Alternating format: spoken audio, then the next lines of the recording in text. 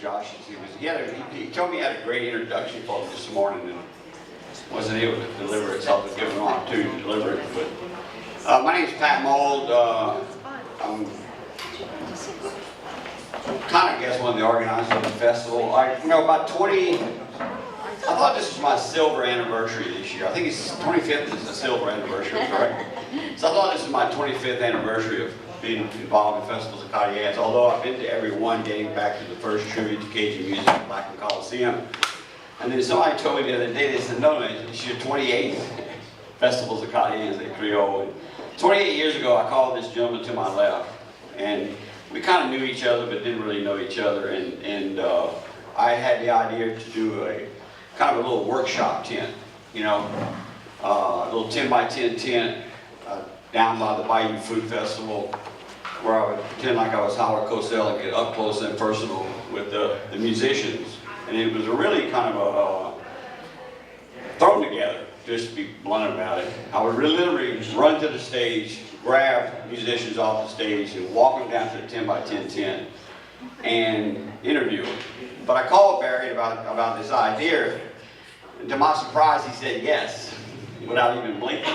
And so we've been kind of cohorts in crime now for the last 28 years, and programming and helping put this event together. And I tell you, what he has done for this culture and for this festival, there's no words to express the amount of gratitude that he should be bestowed upon. So let's give him a round of applause.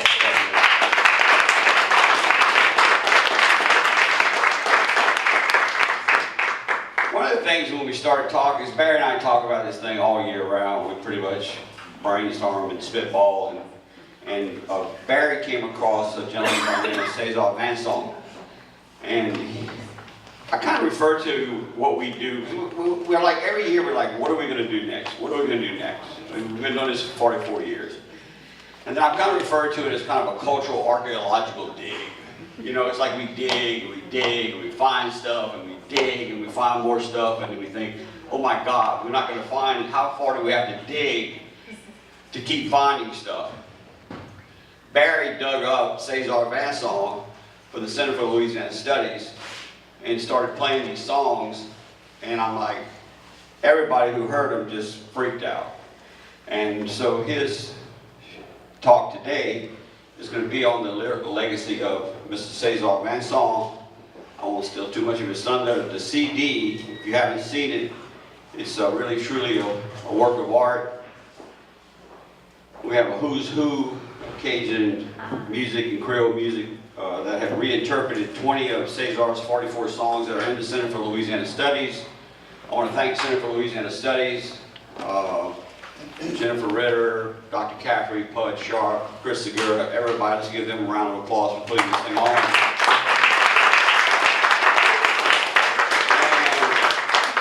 And of course, Codafil for helping support this event as well, and the Haney Family Foundation. We couldn't do it without them.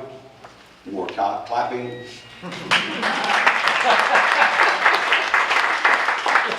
And without further ado, my good friend, Dr. Barry Ancelet.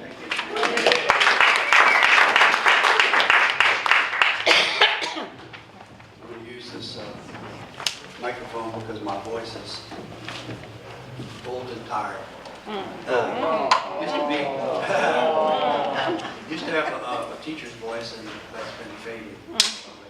So let me tell you how this started.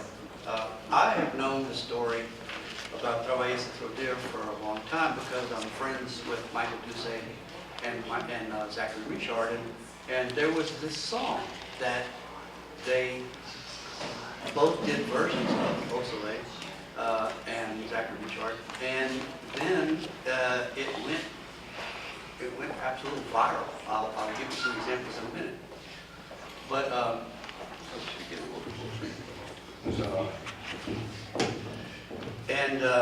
so then, so we knew the song, it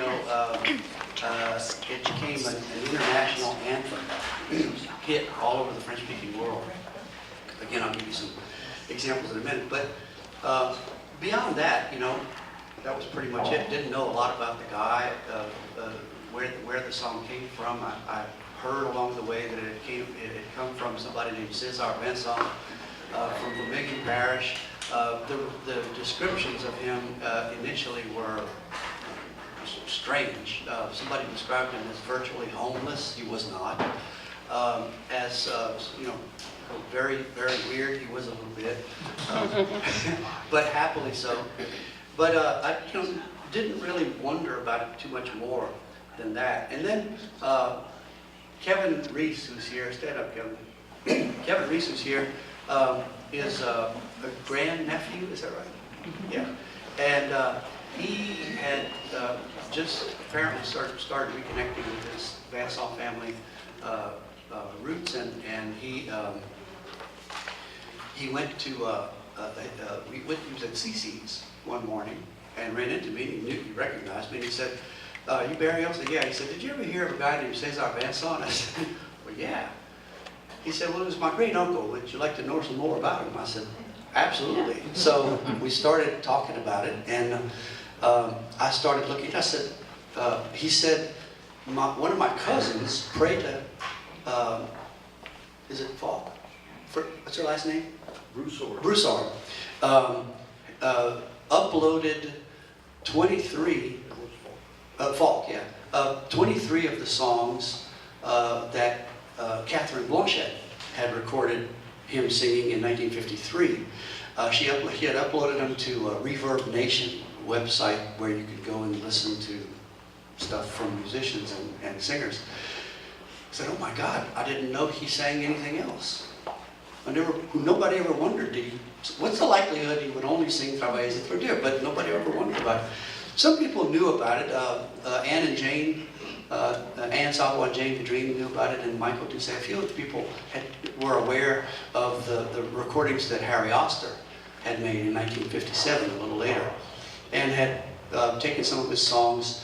Marcy Lacouture had run across some of the songs through the Blanchette family, visiting them, and had redone some of the songs, but nobody had ever pieced together the whole story. And so I started looking into it and found those 23 songs on the Reverb Nation site. Asked Chris Segura, is he still here? Yeah, Chris Segura, who's working in the archives. I said, "Chris, is there anything else in the archives by Cesar Vanson?" He called me up the next day and said, "Yeah, there's 34 songs that Harry Oster recorded." Oh my God.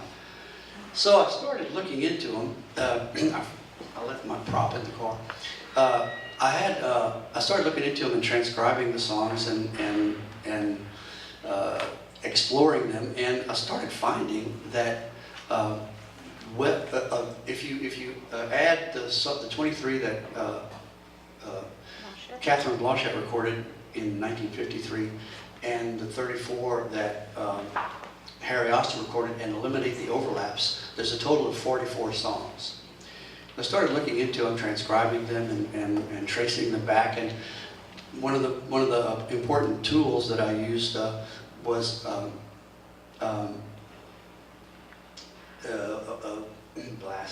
what's his name? Conrad Lafort. Conrad Lafort, a scholar at Laval University, put together a study of contemporary French language folk songs that trace back to the Middle Ages. And so I started going through that, and I was stunned that way over, having 2/3 to 3/4 of the songs that he had recorded were from the Middle Ages. This subsistence farmer from Vermilion Parish. If anybody outside of his own family knew him at all, it was probably because of that version of Travailler et Produire, and that would have been pretty incidental. It was the first known recording of that song that became an iconic song. He sang it for Harry Oster in 1957 when he was 74 years old. Interestingly, he apparently he had not sung it for Catherine Blanchette, who had recorded him in 1953, probably just because they didn't get around to all the songs he sang. I asked several of the members of the family, said he recorded 44 songs. Does that seem about right? And several of the people who knew, had heard him sing, said, "Oh, no, that was just the tip of the iceberg. He sang hundreds of songs." And we have some evidence of this in interviews that were done with his children, notably a daughter who was remembering some of her favorite songs, and several of them were not in these recordings. So who knows how many more songs he sang. But let me start by saying, by telling you the story of Travailler c'est trop dur, as the title of my talk implies. Okay, that song started this way. Travailler c'est trop dur et voler c'est pas beau, porter, demander la charité c'est quelque chose que je veux pas faire. Tous les jours que je vis dans me quand tu crois que je vis, je réponds que je vis de l'amour, point de vie vieux. Je prends ma vieille brise, j'attrape mon vieux cheval, je prends ma vieille selle et je telle mon vieux cheval.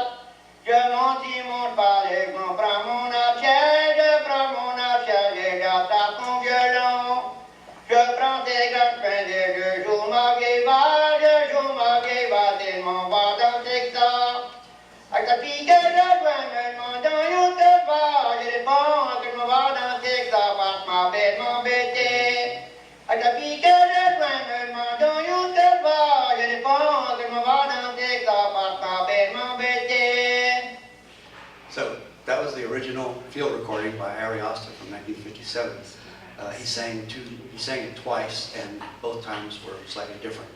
He was obviously improvising the words, but some of the words about je prends mon vieux cheval, je selle mon vieux cheval, je prends ma vieille selle, je prends mon archet, je prends mon violon.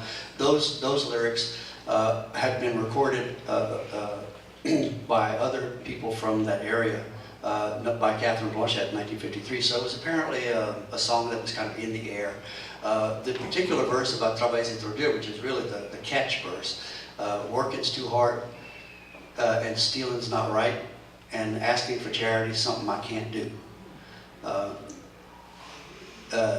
was apparently only sung by him as far as I can tell. I haven't found anybody else who was singing that, although who knows, right? I mean, but turns out that was the song that was recorded, and it became a huge international hit, launched in large part by Zachary Richard's version. Travailler, c'est trop dur, et voler, c'est pas beau. Comme de la saleté, c'est quelque chose de mauvais. Chaque jour que je vis, dans le monde que je vis, je dis que je vis sur l'amour, et j'espère mourir. Every day that I live, they ask me, how do you make it? How do you live? And as I say, I live for love and I hope to live long. That's the end of that first verse. But you notice that the melody is remarkably different, right? Cesar's version was basically rye whiskey. Da da da da da da da da da. This one is different. How did that happen? Why did Zachary Richard have so altered the melody? Well, I asked Zachary Richard and Michael Doucet both, how did you find that song? How did that song come across, come to you? And they both said they were on tour, they were together in the Bayou de Mystère band in 1975 in France, at the very beginning of the Louisiana French, what's called the Renaissance movement. They were in France, discovering everything and making connections, and one of the connections they made was with a group called Grand-Mère Funibus Folk. Group of 3 people who had discovered Louisiana music and apparently had run across that song in an archive somewhere, and this is what they did.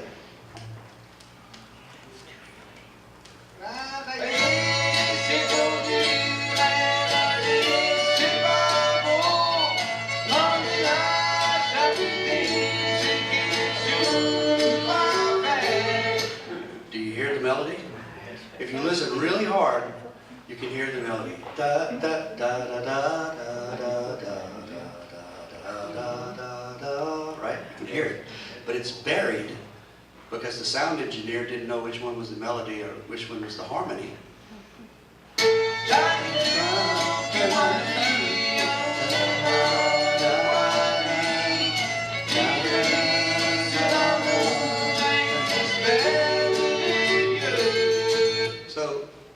Zachary's melody was the harmony that was mixed too hot. There wasn't a harmony originally. Somebody came up with that harmony. And if I'm not good at singing harmony, but I can sing harmony to that because all I got to do is sing the melody. Anyway, so that song influenced Zachary Richard and Michael Busquet's version.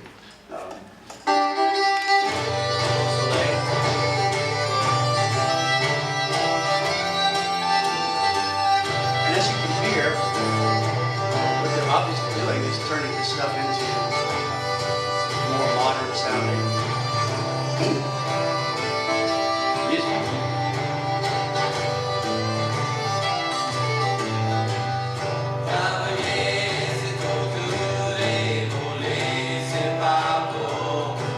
Notice something? There's no melody. That was Beausoleil La Nuit, that was recorded in 1976 while Beausoleil, brand new, young, firebrand group of young Cajun musicians, was in Paris for the Louisiana Bien-Aimé exhibition. And they were performing all over the place and having all these really great experiences. And the last 2 nights before they left to come home, they made a deal with Pâté Marconi, a French record company, to do an album. And they spent, it's what's called Beausoleil La Nuit, Beausoleil all night long, because they spent 2 nuits blanches, 2 all-nighters, recording this stuff, and then they had to leave, get on a plane and come back, and so the guy who was mixing in the studio had no idea, how this was supposed to sound. And he mixed this without the lead melody.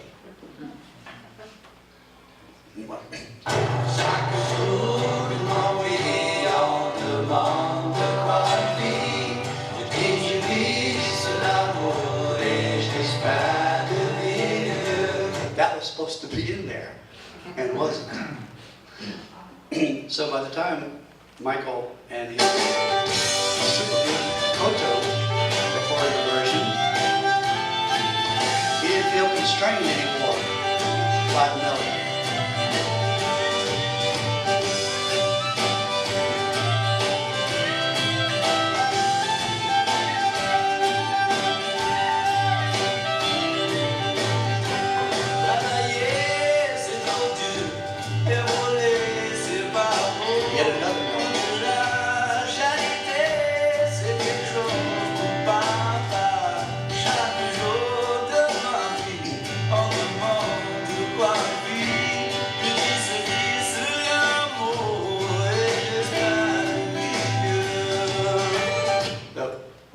What's constant is that lyric, that oral poetry. That's just it's a stunning statement of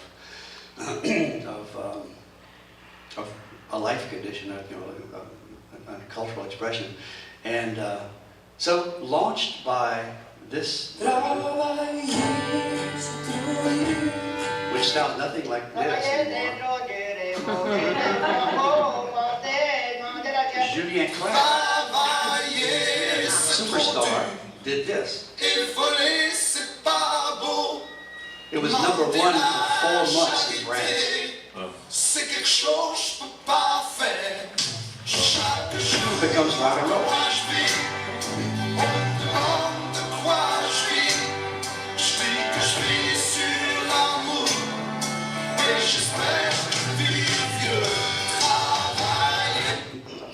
Can't overstate how huge that song was. It wasn't just a hit. It became an anthem. Yesterday morning, I was at the Blue Moon Saloon doing a TV interview. I went inside. There was a couple from France visiting the area. And I said, have you ever heard of Zachary Richard? And they said, travaillez c'est tout bien. Wow. Yeah. I mean, it became that iconic. It got covered in every imaginable way.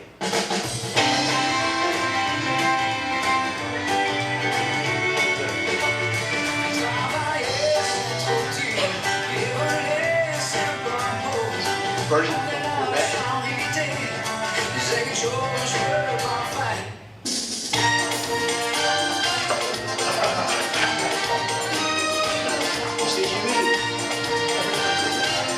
de la compagnie Creole.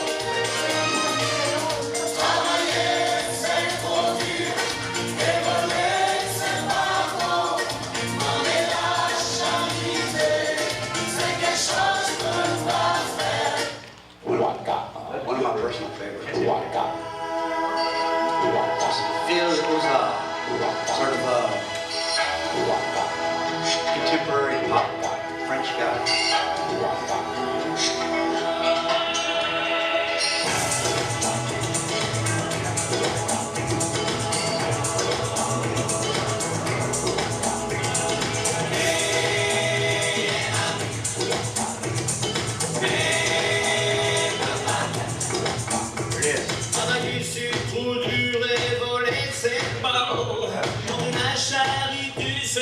Je peux pas faire. Chaque jour que moi je vis, on me demande de quoi je vis. Je dis je vis sur la route et que j'espère le mieux.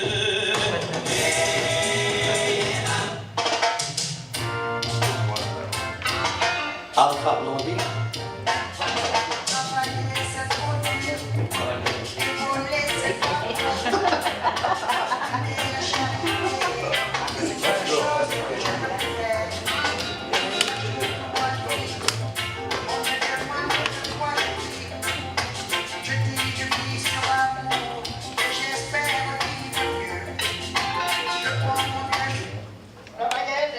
Just to remind you. That's the action song. We have some members of the Vassall family. You want to raise your hands? Stephen's here. Stephen's family, Kevin. They were so glad that the Vassall family has been in on this this wonderful ride for me, exploring this and rediscovering this, all this stuff. So, how iconic could this have gotten? Okay, in 2015, in Paris, in a theater, there was a group giving a choral singing workshop. There was about 1,000 people in the audience, and this is what happened.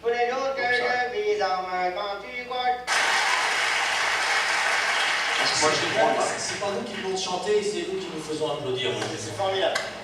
C'est un beau métier, chef de chœur. Il chante avec moi la voix principale. Donc vous pouvez un peu vous masser les joues comme ça.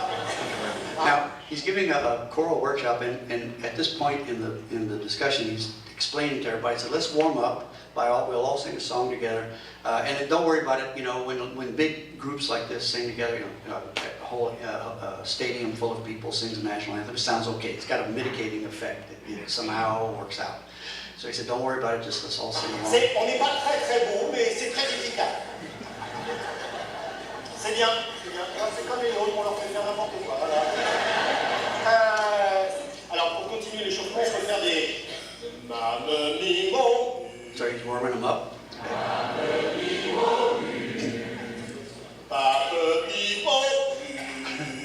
Pa-pe-pi-mo. Bien.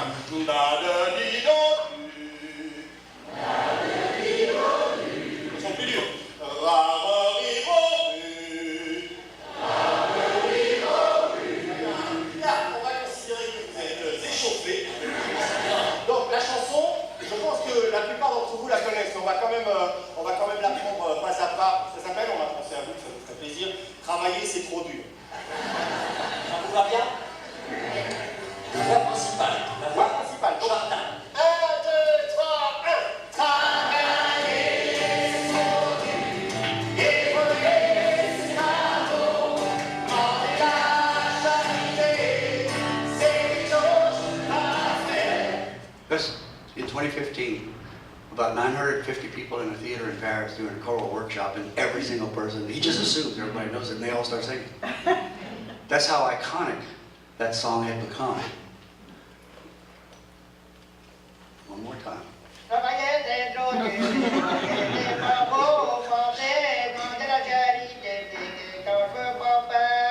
So, who was this guy, right? And how did he get recorded? First of all, I would like to mention the two people who recorded him. Catherine Blanchette was a pioneering Louisiana folklorist, graduate of Newcomb College, majoring in music.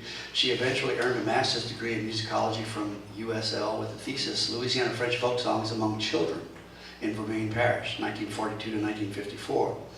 She recorded a number of Cajun and Creole singers during the 1940s and 50s and published Les Danses Rondes, a collection of Acadian folk songs and round dances with Muddy Del Norterio in 1955.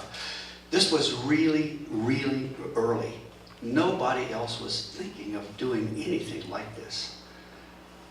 Somehow, she came from a family that apparently had some means, because somehow she managed to buy a tape recorder. I mean, how many people had a tape recorder in the early 1950s? And even before then, she had recorded several things on a disc engraving machine and on wire recordings. So she was experimenting, apparently. And then she had a tape recorder. And okay, already to have a tape recorder, kind of a novelty, a really an amazing, indulgence for most people around here. But then to have bought a tape recorder, and then to have the notion, I'm going to go and record some of this stuff because it's important to capture. It's absolutely an amazing thing. She's way, way ahead of her time. She remained active, recording lots of other things long after that as well, and was involved in the weaving project, the Kulekini weaving project in Vermain Parish, and opened a private school where she was integrating local culture in very innovative ways with her husband, Ed Blanchette. Harry Oster, the other person who recorded Cesar Benson in 1957, received a BA from Harvard and a PhD from Cornell. He came to Louisiana in 1955 to teach at LSU in the English department. He eventually recorded hundreds of hours of folk music throughout Louisiana, including Cajun Creole music, country, blues, jazz. He was recording in Angola. He was recording in Mamou. He was recording all over the place. He co-founded the Louisiana Folklore Society in 1963. He left LSU because they didn't give him tenure. And he went on to the University of Iowa, where he became one of the America's premier folk music scholars. The way we got his recordings was he authorized the donation of a copy of his recordings to the UL Folklore Archives many years ago, telling us that he wanted them to be here and of service to our culture. So that's who recorded him. Who was Cesar? Well, best I could piece together from meeting with lots of family members, he was born in May 12, 1882, near La Butte, Leroy, in rural Vermain Parish. He was 87 years old when he died on February 15, 1970, a few years before any of the covers of his songs would begin to appear. And unlike some of the other celebrated Louisiana French ballad singers, such as Alma Bartholomé, Adias Nakan, Lula Landry, and Inez Catalan, he died just before the documentary films and concerts and festivals and Renaissance movement of the 1970s would have turned him into a hero. But turns out he actually is a hero, as we're exploring today. According to family sources, he never had a salaried job. He managed to raise 5 children, 2 boys and 3 girls, with his wife Olive, by raising most of what they needed on a subsistence farm in rural Vermain Parish, and sometimes hiring out as a day laborer to cut cane, pick cotton, work cattle, or train horses. In the few photographs there are of him, he's typically wearing work khakis, or for formal occasions such as weddings and funerals, the one suit he owned, I'm told. He never owned a car or a television, though he did have a radio on which he listened religiously to Cousin Dud every week, Dudley LeBlanc. He traveled through his small world, mostly on foot, sometimes on horseback. Family members and neighbors remember that he would sing as he walked or rode, not to himself, but for everyone. They say they could hear him long before they could see him. For trips farther away, he would get a ride, usually in the back of a neighbor's or family member's truck. One neighbor who lived about a half a mile away, across the pasture, reported sitting on the porch and listening to him sing every night.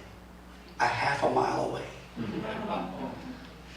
As a young man, he was often invited to Vay's evening visits where he would sing songs and tell stories. Members of his own family said that he was well loved, but considered a bit odd, maybe even something of a bother later in life when people were flooded with new forms of entertainment that few people wanted to hear that old stuff anymore. A few said that some hosts would even try to keep him outside during the visits because they didn't want to hear him singing, acting silly. Several of his descendants report that he seemed to, he lived in his own little world doing odd things such as breaking into song while in the grocery store. One neighbor remembered a time when his wife was ill and he dressed in her clothes to milk the cow that she typically milked so that the cow wouldn't withhold her milk. Sounds crazy, but it worked. It's very practical. Despite his oddities, he was nevertheless an impressive bearer of ancient songs, many of which I have traced back as far as medieval France. Some of his songs were of more recent Louisiana French vintage, apparently improvisations or maybe some of his own compositions with bluesy melodies and references to local places and people. So, let me give you a few other examples of, well, first of all, getting back to that one song before I move on, how original was it? Who knows? There were verses floating around. What about the Working's Too Hard verse? I found this. Boyd Asher from Appalachia. Not gold color, get drunk anymore. If you do, they'll find you and put you in jail. There'll be nobody to pay your bill. Oh, against too hard boy, begging too poor. If I go stealing to the workhouse, I'll go. Not exactly the same thing, but pretty close. So this may have been one of those notions, that crosses languages and regions. But it wasn't his creativity that was amazing. It was his memory and the extent of his repertoire, even the part of it that was captured. Because when I started looking into this, and what we did was something akin to what Josh and Joel did for the Lomax recordings, and what other musicians have been doing, in fact, on their own as well. We got the idea to recycle some of these songs, to give some contemporary musicians, let them hear some of the songs and see what would happen, right? So this is what Zachary Richard heard. En arrière de ciel, mon père, il y a une orange de voilà. En arrière de ciel, mon père, il y a une orange de voilà. Nous dirons, nous verrons, nous dirons les verres, nous les remplirons. Nous dirons, nous verrons, dirons les verres, nous les remplirons. This is what he did.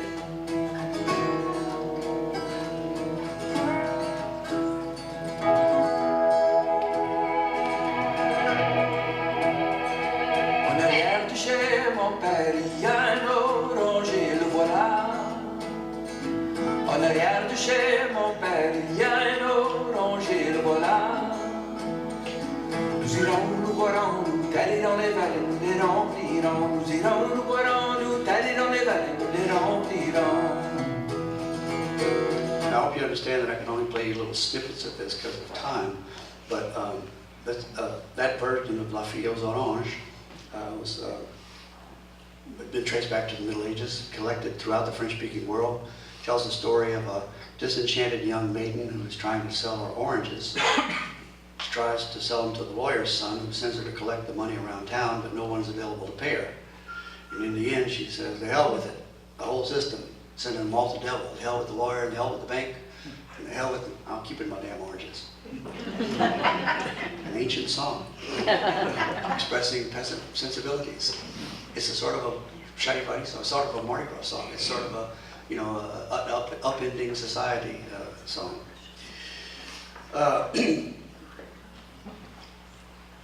see, Steve Riley, who's here, heard several songs and initially resisted me, but he called back and he said, "Man, I was just hearing those songs. I stopped and listened to them. They were absolutely amazing." And this is one that he heard.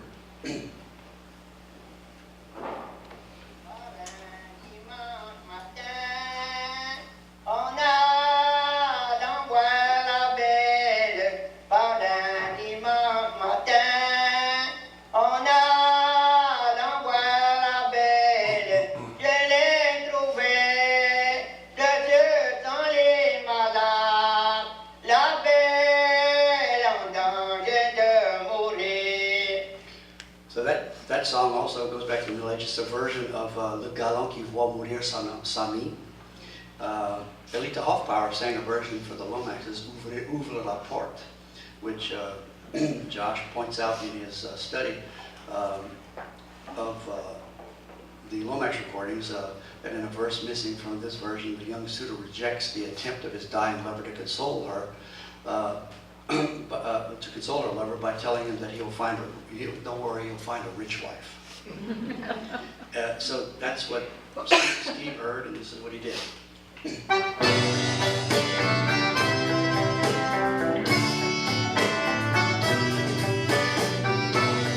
Turns out,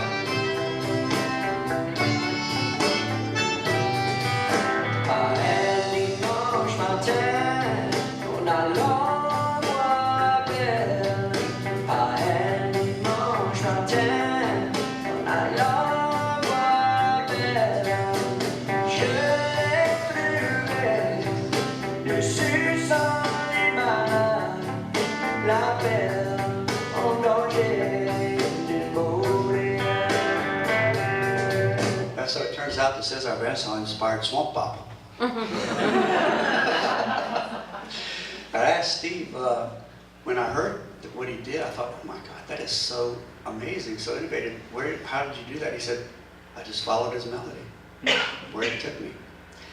And this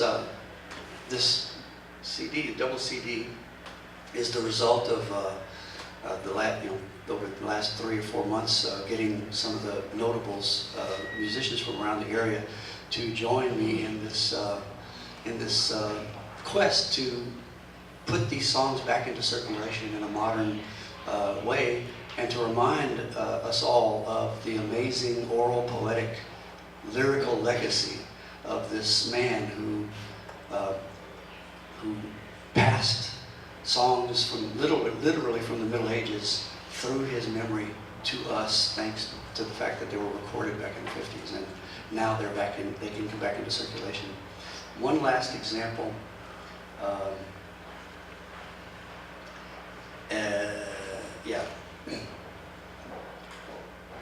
Because it's so astonishing. This is a 25-verse tragic epic about a knight who goes away to war, and while he's gone, his neighbor tries to seduce his wife. She's faithful, showing the guy, she says, no, I'm faithful to my husband, look at my 3 rings. And he copies the rings. He has the rings copied. And he goes to the battlefield and tricks the husband into thinking that she has been unfaithful. The husband is furious. He comes back home, and without even questioning anything, attacks her, and he kills their baby and her eventually by tying her hair to the pommel of his saddle and dragging her around the countryside, as the song says, until all of the hills and bushes are covered with her blood. What a murder ballad, right? Medieval. And in the end, she says, why would you do such a thing? And he says, show me your rings. And she says, I took them off to protect them. Here's the key to the cabinet, go and check.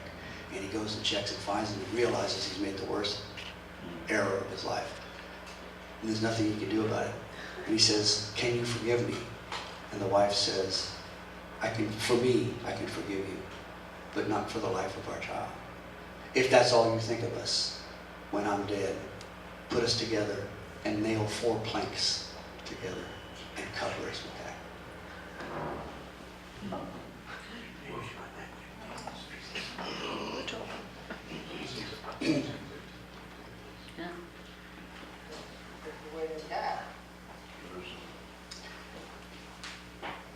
Maria, ta femme jolie, Déo qui est votre mari. Maria, ta femme jolie, Déo qui est votre mari.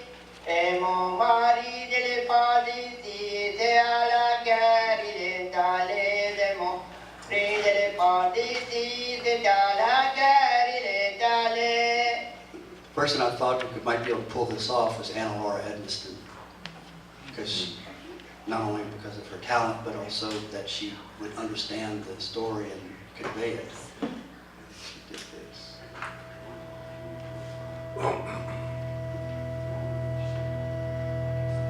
Maria, sans femme jolie, Zeus qui est votre mari.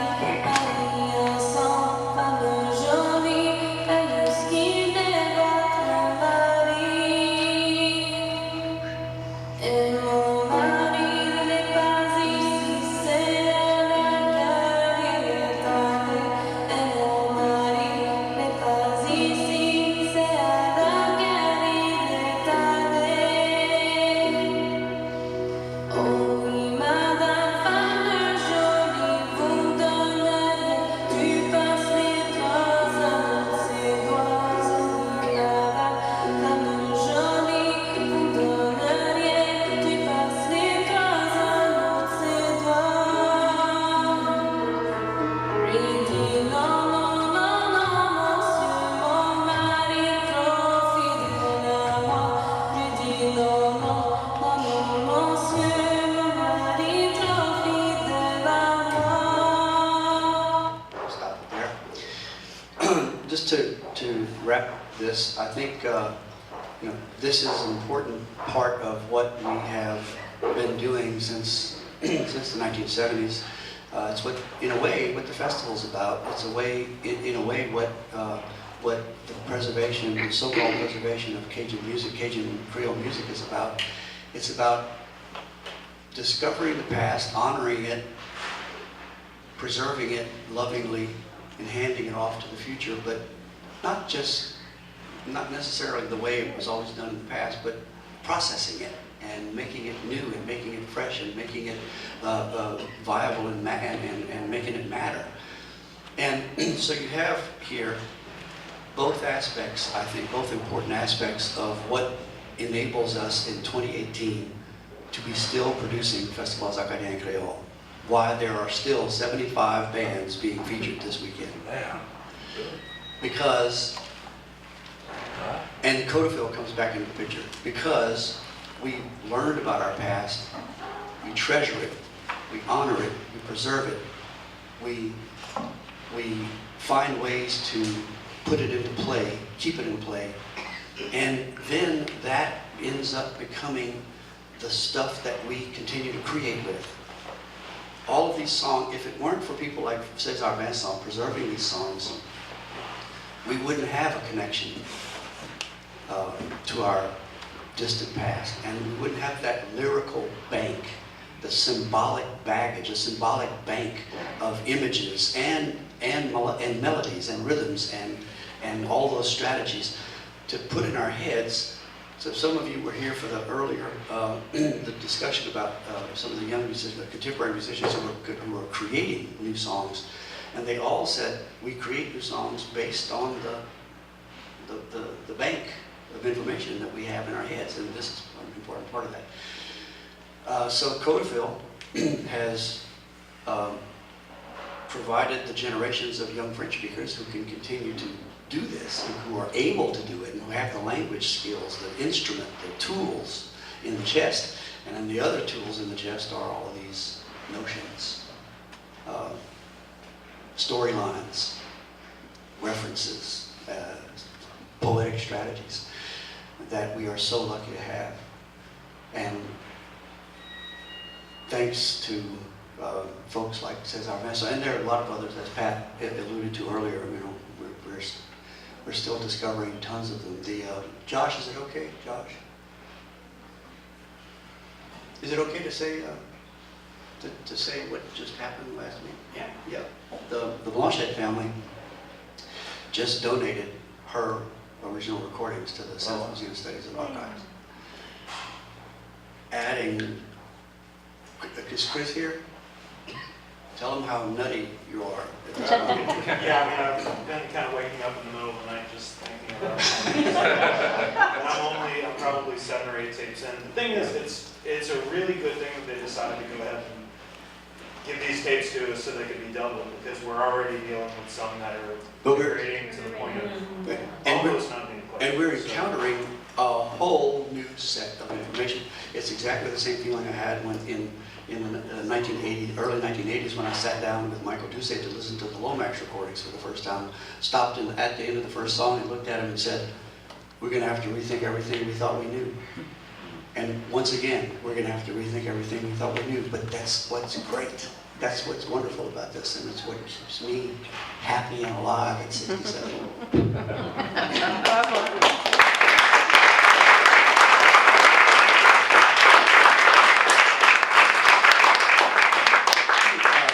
Any questions or reactions or comments or?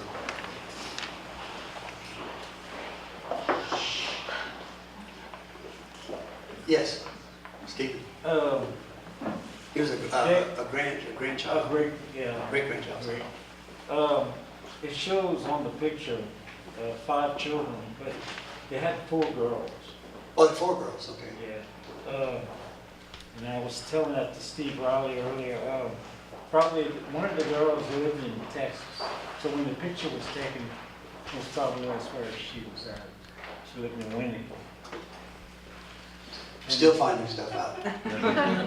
It's an ongoing process. I got to say too that on the one hand, I've met with a number of the Van Song family to tell me about him, and the other aspect of this was being in Chris Stafford's studio over the last 3 months with the likes of Zachary Richard and Steve Riley and the Mama Playboys and Roddy Romero and Wayne Toops and Bonsoir Gatan, on and on, Fufole and on, Josh and his wife Claire.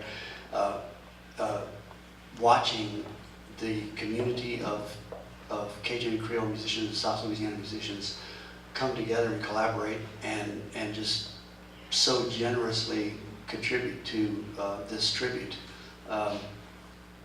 The creative energy blew me off my chair every time I walked into the studio. And the collaboration, the sense of cooperation, everybody was so happy, seemed so happy about doing this. So I gotta say, I love this place.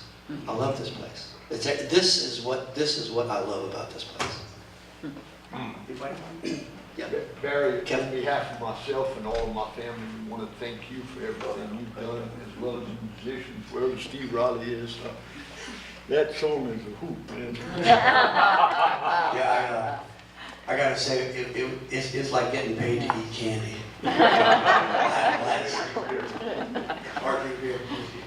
Look, Barry came to my house. Sorry, I'm eating the note before I should have. But he came to my house with the Masters, and we sat in his car. The only way to listen to it was in his car on his radio, through the phone. Oh no, he had CDs. And just listening to what everybody had done, I think this record is one of the most beautiful, interesting, diverse records to ever come out of South Louisiana. I mean, thanks to Caesar and his family, and to Barry and Chris. There's some CDs here. Y'all know mine. I don't know if they're selling them here, but there's a box of them. Oh, and like what Maggie was saying earlier, we put, there's a 40-page booklet with all the words and transcriptions and notes, so it turns out to be a textbook for learning this stuff and keeping it around. Double CD. Yes, a double CD, 20 songs. And we ended it, okay, very quick story. We were going to get together, Zachary Richard, Roddy Romero, Steve, a whole bunch of people, we're all going to get together and do a sing-along on Travailles et Travailleurs. Like a bunch of people in a bar or something. Thought that was a great idea. So we ended up at Chris's studio one Sunday afternoon. I had hauled everybody out during a Saints game. And we went through it a couple of times. There were about 12 or 15 of us there. Went through it a couple of times, and Zachary Richard said, you know what are we adding to this? This song has been covered in every possible way, all over the world, in every style imaginable. We're not adding anything to this. He said, why don't we get out of the way and give him his song back? And that's what we did. The album ends.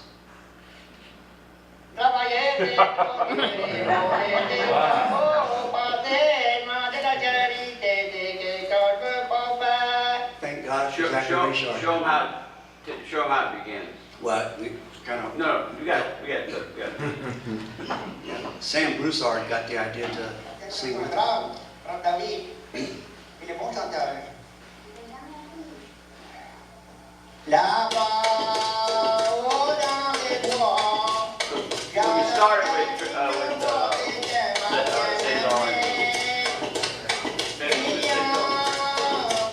So he went from singing on his porch or on the way to the store to singing with the Grammy-nominated Sam Broussard.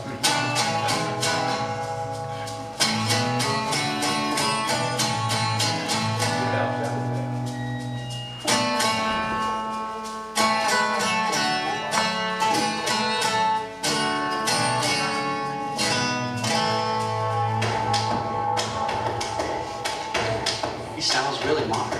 là-bas, au-dans des bois, j'attendais une voix de ma bien-aimée. So I'll stop there. Yeah, so he went from singing on his porch and on the way to the store to singing with Sam Broussard. My first hope is that the Ancelet family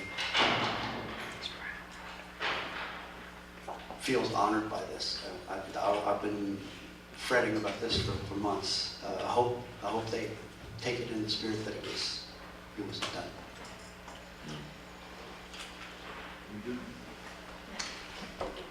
That's it. Thank you.